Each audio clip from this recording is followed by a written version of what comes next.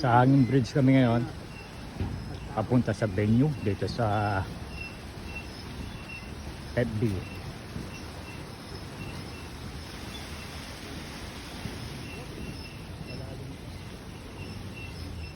Kalaking ilog po yan. Yan, nahihilo na po ako. Magsasayaw yung tulay.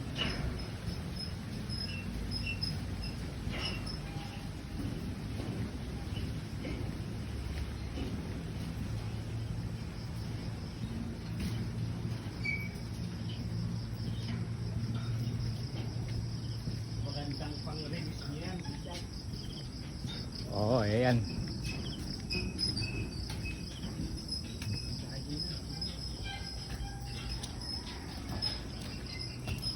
Delegate.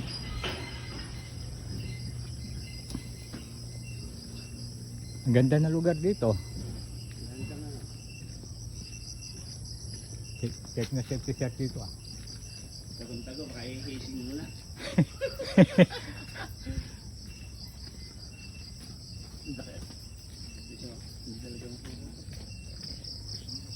Ayan. At ito po nang dadaanan namin. Talagang